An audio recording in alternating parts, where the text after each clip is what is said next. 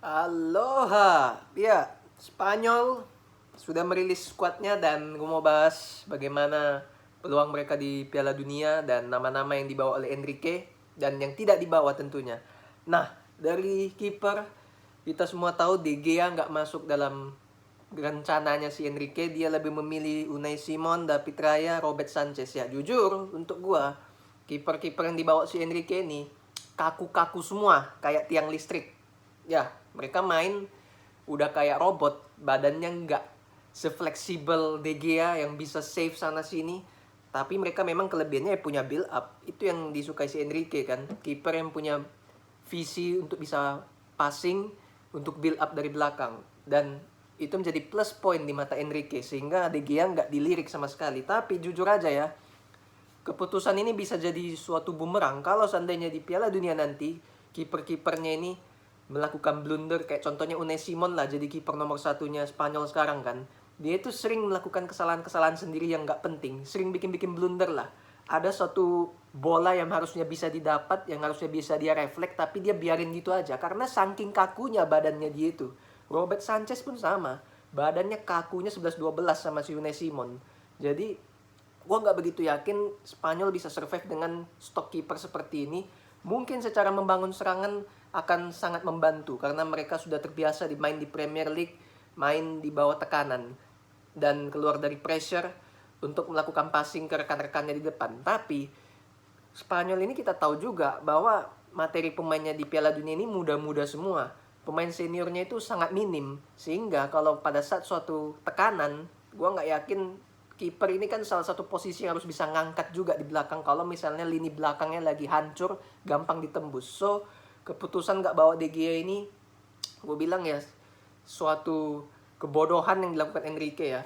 Walaupun De Gea memang secara passing amburadul, dia nggak bisa build up, tapi at least harus ada satu sosok panutan yang bisa memberikan marwah positif lah di bench. At least De Gea ada di bench itu minimal harus dia bisa kasih motivasi ke pemain-pemain kiper yang kaku-kaku ini gitu loh. Jadi buat gue ini kebodohan sendiri dan gue mau tahu aja sehebat apa Enrique bisa mempertaruhkan keputusan dia ini dengan membawa kiper-kiper yang cuma bisa build up tapi secara refleks itu gak banget. De Gea 100% God dari mereka semua. Nah, di belakang lebih lawak lagi, Sergio Ramos gak dibawa.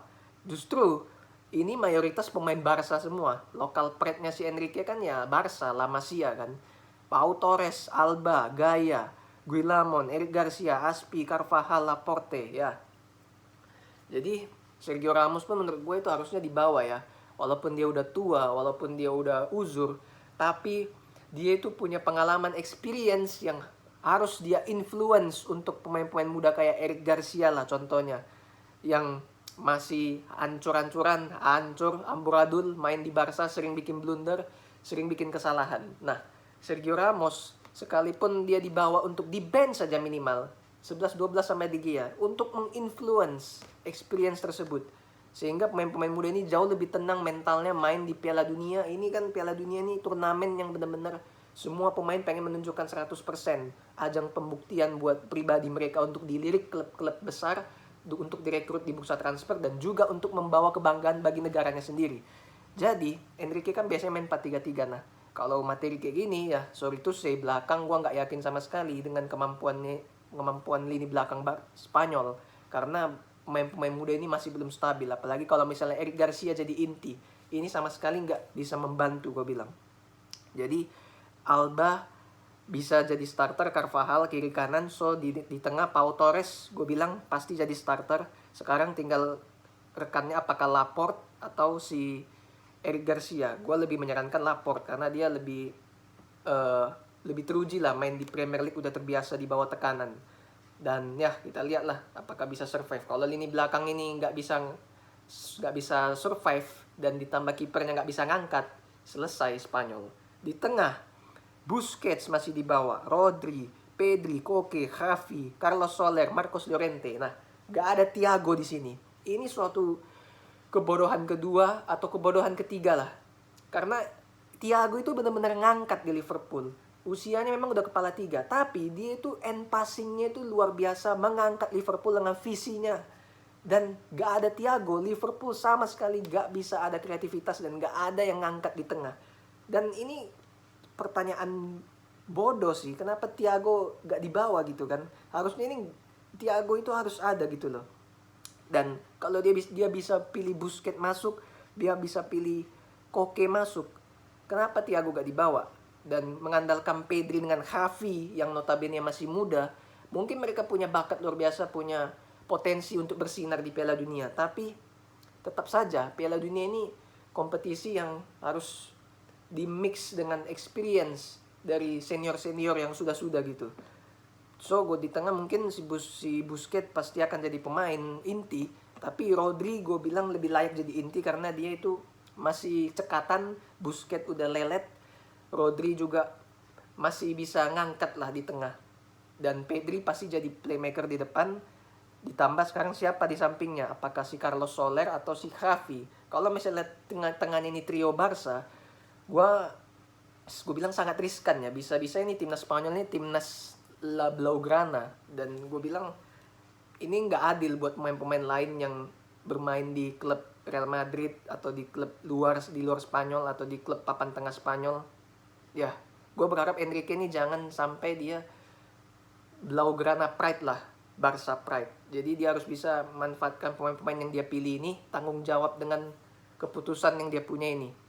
Dan gue penasaran siapa yang akan diturunkan, apakah dia Blaugrana pride atau enggak. Feeling gue dia bakal Blaugrana pride sih, karena dia kan juga mantannya Barca kan. Jadi ya gue penasaran aja gitu, pemilihan pemain ini gak ada Thiago, gak ada Sergio Ramos, gak ada De Gea.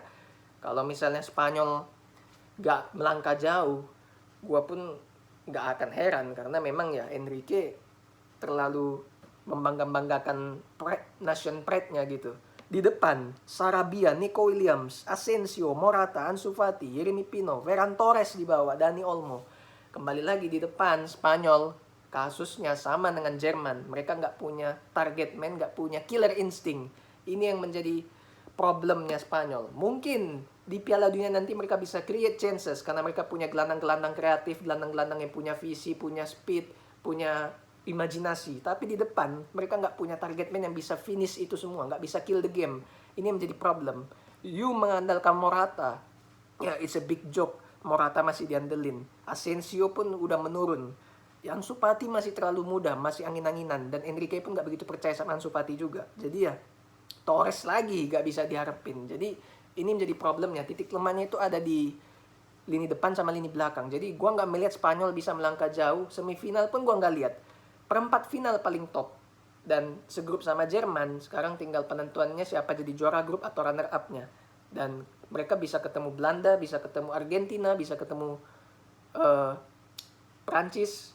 Dan ya, gue gak yakin sama skuad Spanyol Enrique ini karena pemain seniornya itu terlalu minim, banyak pemain muda. Kalaupun ada pemain senior di sini, itu pun gak bisa ngangkat. Yang bisa ngangkat justru dia gak bawa. So, we'll see seperti apa perjalanan Spanyol dengan Enrique. Thanks for watching.